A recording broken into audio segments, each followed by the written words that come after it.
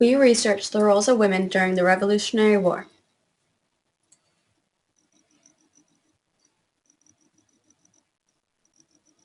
Before the Revolutionary War, women were considered inferior to men.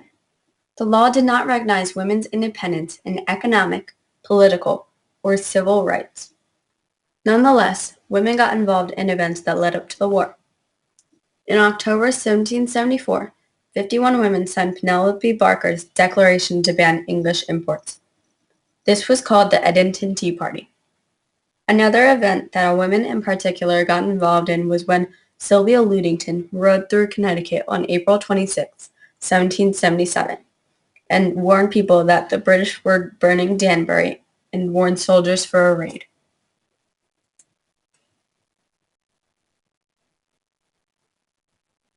Women had a policy regarding to, if, or how they could participate in the Revolutionary War. Women were allowed to be nurses, cooks, and maids. However, women were not allowed to fight in the war. Some women disguised themselves as a man and fought in the war, such as Deborah Sampson. We discovered that women had very important roles in the Revolutionary War. They sewed uniforms and knitted socks for soldiers. They were nurses, cooks, and maids. While surgeons performed most of the skilled medical duties, female nurses did mostly custodial work, feeding and bathing patients, emptying chamber pots, cleaning hospital wards, and occasionally cooking.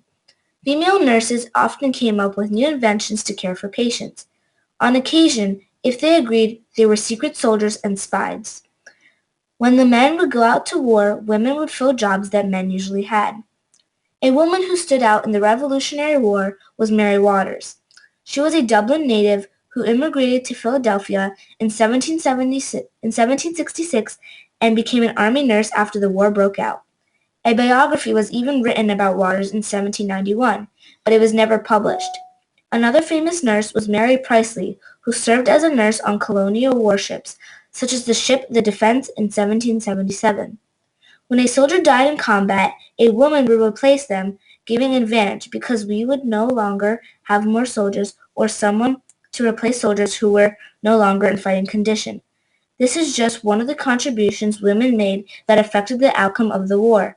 Without women in the war, the British could have won more easily, so the women affected the outcome by being involved in the Revolutionary War. Women's help was so important because America could have lost the battle without their contribution and not be the independent country it is today. Without their contributions, North America would be a far smaller country than it is today. It would also not be as far in technology or modern if the Revolutionary War was not won.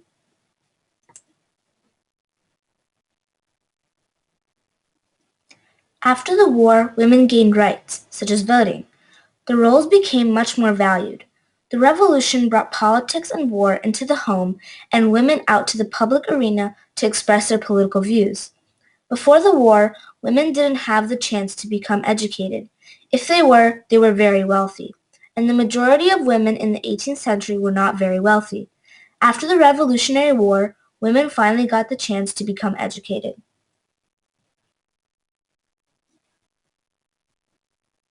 During the Revolutionary War, women were neglected. Men did not take them seriously, and they were never treated equally.